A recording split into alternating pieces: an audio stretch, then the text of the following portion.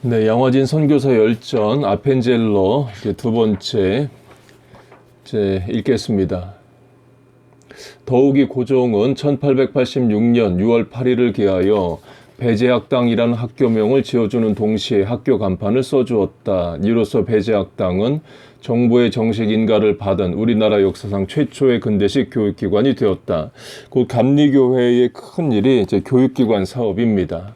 학교 교훈으로서는 크게 되고자 하는 사람은 남을 섬기는 사람이 되어야 한다. 마태복음 20장 26절 28절의 말씀에 따라 욕위대자 당위인역을 당시 한학자 조한규를 통해서 문자화했으며 1895년부터는 대학부까지 병설하였다.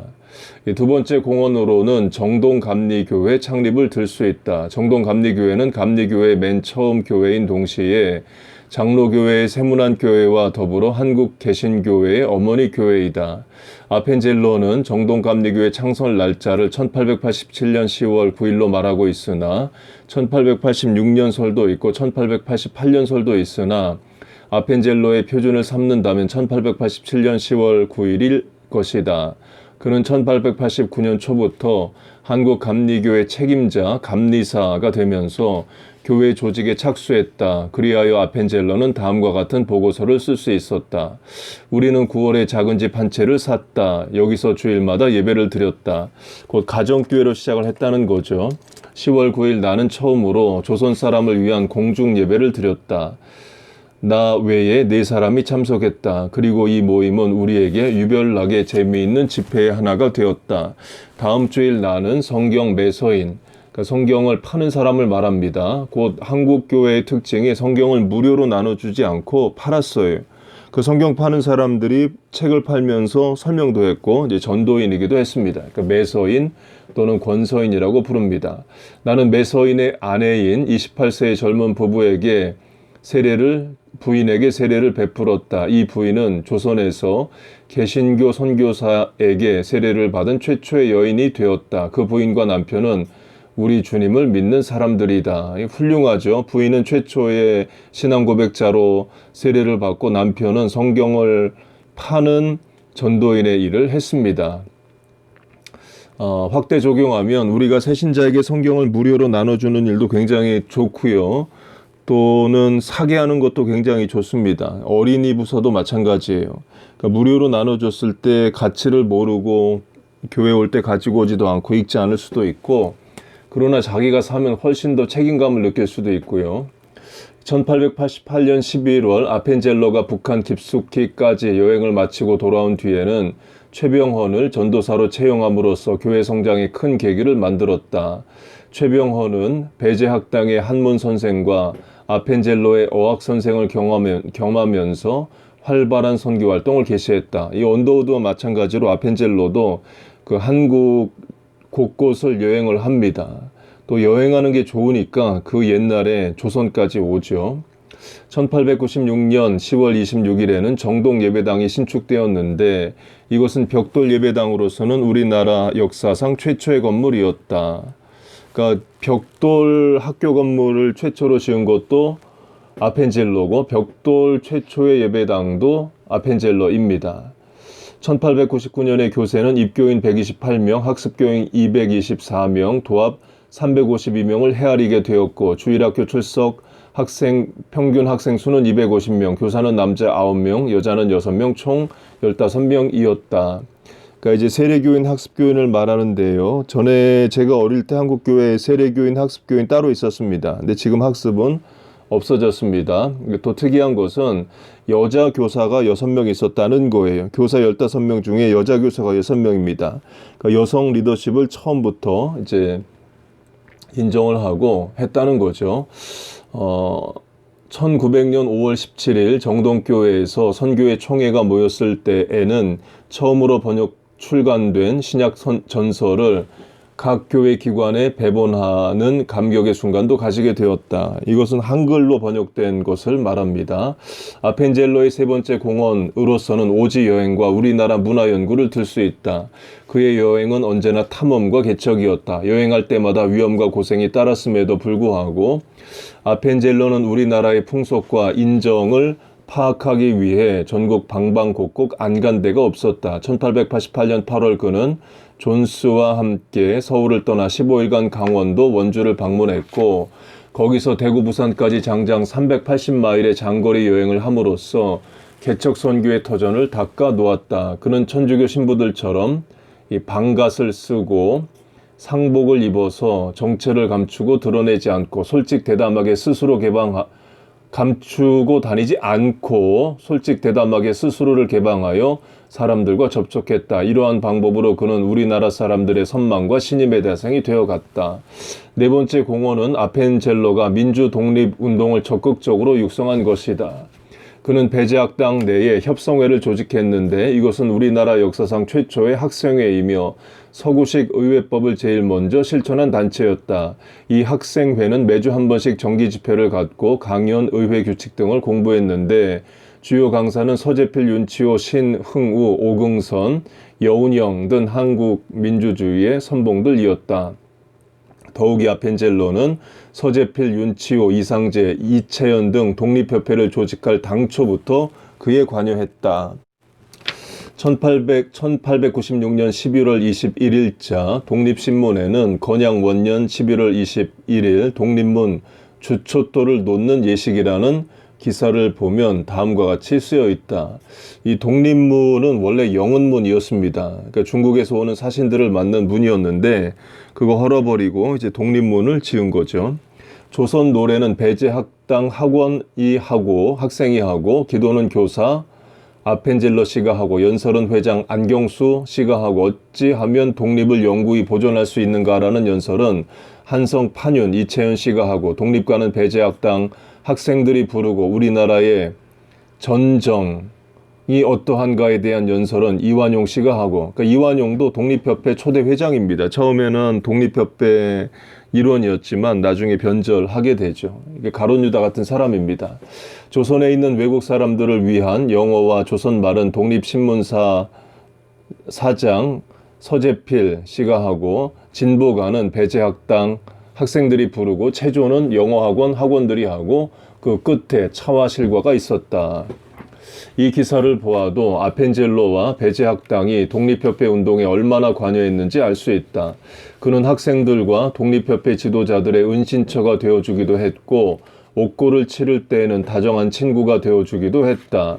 다섯 번째 그의 공헌으로는 문서운동과 성서 번역을 들 수 있다. 아펜젤러는 협성회보라는 학생회 기관지를 발간하게 했을 뿐만 아니라 조선 그리스도인 회보라는 교회 신문을 창간했다. 이것은 1897년 2월 2일에 창간호를 내므로써 독립신문 다음가는 최초의 신문이 되었고 그 신문을 찍어내는 산문출판사는 배제학당 내에 인쇄소를 차리고 학생들을 인쇄와 출판에 관여시켰다. 독립신문도 산문출판사에서 찍어냈으며 한국유기와 같은 영문으로 된 한국연구 잡지와 철로역정, 삼인필지 등 기독교 문서를 출판했다. 이때 아펜젤러는 중국에 있다가 새로운 선교사 올링거와 함께 활자 주조공, 식자공, 인쇄공까지 겸하면서 손수 문서운동을 개척했다.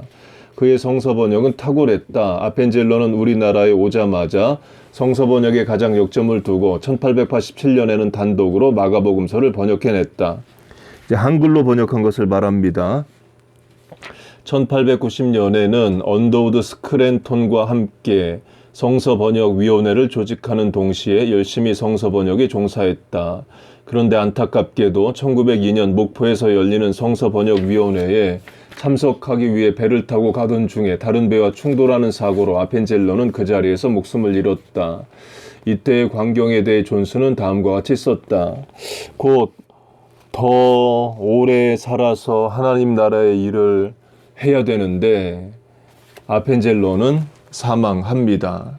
예수님의 제자로 하면 야고보가 제일 먼저 순교를 하죠. 사도행전 12장에서 야고보가 죽습니다. 더 오래 살아서 하나님 나라의 일을 해야 할 것 같은데 하나님이 때론 그렇게 불러 가셔요. 1902년 5월 평양에서 감리교 연회가 열렸을 때 그는 남지방회의 장로사 현 감리사로 임명되었다. 그 뒤 곧 그는 무어 감독을 모시고 자기의 어느 선교 구역을 순방하던 중 일본인 철도 노동꾼들의 습격을 받아 부상했다. 노동꾼들은 재판에 회부되었고 그는 증인 관계로 한동안 서울을 떠날 수가 없었으며 그 때문에 목포에서 열리던 성서번역위원회에 가려던 계획이 지연되었다. 그러나 겨우 풀리어 그는 오사카 상선회사 소속 여객선 구마가와 마루에 타게 되었다. 그는 자기의 조수 조한규와 고향으로 돌아가는 이화 학당 학생을 데리고 같이 탔다. 그런데 불행하게도 1902년 6월 11일 밤 그 배는 같은 상선회사 소속 기소가와 마루와 추돌하여 일순간에 침몰하고 말았다. 이 참변은 너무나 순식간에 벌어진 일이므로 사건 전말을 자세히 알 수는 없지만은 한 생존자의 말에 따르면 아펜젤로는 2등 객실 창구로 급히 뛰어가더라는 것이었다. 만약 그것이 사실이라면 그는 그의 동행자들을 염려하여 마지막 숨을 거두는 순간에도 동행자들의 생명을 구하기 위해 애썼다고 볼 수 있다. 이것은 사실이었다. 우리는 그가 죽는 순간까지도 자신보다 한국인들을 구하기 위해 더 애썼다는 사실을 확신한다. 바닷물이 그를 덮쳤다. 그리고 바닷물은 우리에게서 그의 무덤을 만드는 슬픔과 만족을 송두리째 빼앗아 갔던 것이다. 다만 우리는 대해에 짠 바닷물 일망정 우리의 사랑하는 형제를 꼭 껴안아 주었으리라 확신하는 바이다. 그는 아무런 장신구도 없이 그의 안식처는 아무런 표식도 비석도 없이 침울과 영멸의 바닷속에 잠자고 있다. 그러나 그 바다는 가장 위대한 무덤이다. 가장 위대하고 가장 영원한 인간을 안장한 무덤이다. 우리는 그가 죽었다고 말한다. 그러나 그는 우리 마음속에 살아있기 때문에 영원히 죽지 않았을 것이다. 예, 영원히 죽지 않았습니다. 아펜젤로가 수고하여 세운 학교들이 있고 또 교회가 있어요. 지금도 한국 감리교회 강건하게 서 있고 또 목사님들이 아펜젤로가 공부했던 그 드루 신학교에 와서 공부를 하고 또 합니다. 비록 그는 80여 년 전, 그러니까 이 책이 쓰여졌을 때 이제 80여 년 전에 바닷속에 수장되었지만 이제라도 나는 그를 양화진에 이장하는 마음으로 이 글을 쓴다. 아펜젤로 2세의 교육 선교 사업, 45세의 아까운 나이로 물속에 고온이 된 아펜젤로의 정신은 그의 아들과 딸에게로 이어졌다. 아펜젤로에게는 일남 3녀가 있었는데 그의 아들이 바로 배제학당의 4대 교장을 지낸 아펜젤로 2세 헨리 아펜젤로이다. 곧 언더우드도 아들에게 똑같은 이름을 물려주고 언더우드 2세 또 3세 내려가는데 아펜젤로도 마찬가지로 똑같은 이름을 물려주고 아펜젤로 2세가 되었습니다. 아펜젤로 2세는 1889년 11월 6일 서울 서대문구 정동 23번지에서 태어났다. 10살 때인 1898년에 아버지 아펜젤로가 안식년으로 미국에 갈 때 동행했다가 가정 사정에 의하여 아버지만 먼저 한국으로 돌아오게 되었다. 가족들도 뒤따라오려고 했지만 뜻밖에도 그의 아버지가 목포에서 열리는 성서번역위원회에 참석하러 가던 배에서 세상을 떠났으므로 가족은 어쩔 수 없이 모두 미국에 주저앉게 되고 말았다. 그래서 아펜젤로 2세는 초중고 대학 교육까지 모두 미국에서 받았으며 신학 공부도 했다. 그가 한국에 와서 아버지가 설립한 배제학당의 교장이 된 것은 1920년이었다. 신흥우 교장을 뒤를 이어 1920년 1월 배제학당의 4대 교장이 되었다. 그는 3.1운동이 일어난 바로 다음 해였던 만큼 교내외의 공기는 아주 험악했다. 특별히 1920년 3월 1일 독립선언 2주년을 맞이하여 일본 경찰대가 학교 안팎을 엄중히 경계하고 교내까지 경찰관을 투입시켰다. 이 말은 3.1운동에 학생들도 참여를 했다는 거죠. 그러니까 한국의 학생운동 정신이 위대합니다. 그러나 배제학당 학생 전원은 3월 1일 일제히 등교를 거절하고 동맹휴학을 하는 동시에 3월 2일에는 수백 명 학생들이 갑자기 운집하여 독립만세를 부르짖었다. 급보를 받은 경기도 항모와 직원들과 경찰이 총출동하였으나 때는 이미 늦어 학생들은 재빨리 피하며 만세를 불렀던 것이다. 이 사건 때문에 아펜젤로 2세는 곤욕을 치르게 되었다. 즉 교장 책임하에 사건 전말을 조사하고 학생들을 의법 처단하라는 것이었다. 그러나 아펜젤로 2세는 끝끝내 불복하고 나에게는 책임이 없다. 도지사의 지시사항은 충실히 이행되었고 경찰관이 직접 감시를 맡고 있지 않았는가. 학생들의 자유까지는 내가 간섭할 수 없다 하며 불응했다. 그리하여 결국 아펜젤로 2세는 교장 인가를 취소를 당하고 말았다. 그러나 총독부는 그 인가 취소를 끝까지 밀고 나갈 수가 없었다. 아펜젤로 교장은 날로 늘어나는 학생들을 맞이하여 교무에 열중했으며 학교 교사와 기숙사도 신축했다. 그로 인해서 소배제, 작은 배제가 대배제로 발전하게 되었다. 그렇지만 안타깝게도 1939년 교장직을 내어놓고 미국으로 건너갈 수밖에 없었다.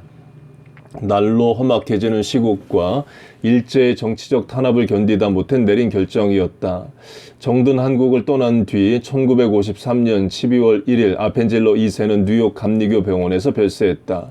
숨을 거둘 때 그가 남긴 내가 죽으면 한국 땅에 묻어달라는 유언에 따라 1954년 10월 18일 그 유해를 맞이하여 정동교회에서 2천여 명의 조객이 운집한 가운데 사회장으로 양화진에 모시게 되었다. 그 묘비에는 영원하신 팔이 내 아래 있도다라는 신명기 33장 27절의 성구가 새겨져 있다.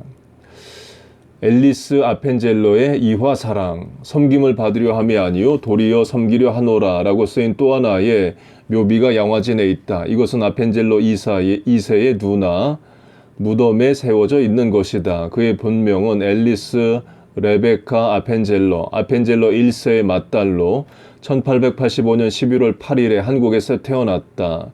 그렇게 보면 그녀의 어머니는 앨리스를 뱃속에 갖고 태평양을 횡단하여 우리나라 땅을 밟은 셈이다. 앨리스 아펜젤로는 1909년 웨슬리아 대학을 졸업한 뒤 자진하여 한국으로 나왔다. 평생 독신으로 지내며 처음에는 이화학당 교수로 1922년 10월부터는 비즈니스 매니저로 활약하는 동시에 제6대 이화학당장이 되었고 1925년에는 이화학당을 이화여자전문학교로 승격시킴과 동시에 그 초대 교장이 되었다. 특히 그녀는 그해 신촌대지를 매입하고 1933년 신촌에 새 교사를 지었다. 이 일을 위하여 앨리스는 1928년 12월 교사 신축비 목표액 45만 달러 모금을 위하여 미국으로 갔다. 이 무거운 짐을 걸머쥐고 갔다가 2년간 모금에 성공하여 1931년에 다시 한국으로 돌아왔는데 그때 그녀는 동창회가 베푼 환영회 석상에서 다음과 같은 답사로 당시의 심정을 고백했다.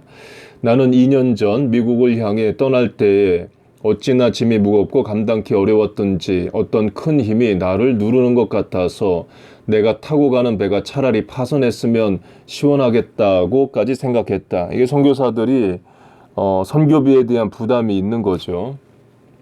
새 교사를 짓고 신촌으로 옮겨간 앨리스 아펜젤로는 더욱 힘써 학교 발전을 위해 노력했다. 몇 해 동안 벅찬 일을 치러낸 그녀는 1935년 안식년을 맞아 잠깐 미국으로 다녀온 뒤 이제는 자기가 물러나도 어려움 없이 학교가 잘 운영되리라 생각하여 제자 김환란을 자신의 후계자로 이사회에 건의했다. 처음에는 사표가 반려되었으나 시국이 하도 급해지면서 드디어 1939년 4월 그녀의 사표는 이사회에서 정식 수리했다. 앨리스 아펜젤로는 이화에 몸을 담아 일하기를 25년 교장으로 18년을 지내며 문자 그대로 이화의 상징이 되었다.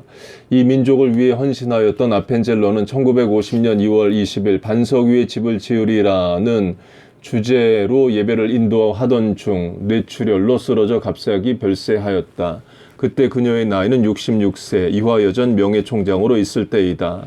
거짓 선지자들을 삼가라는 마태복음 7장 15절 말씀이 그녀의 최후 음성이었으며 2월 25일 정동교회에서 장례식이 엄수되었다. 네, 훌륭합니다. 아펜젤로 가문, 또 아펜젤로 선교사님 내외, 또 아들, 딸, 한국을 위해서 너무나 귀하게 애를 썼습니다.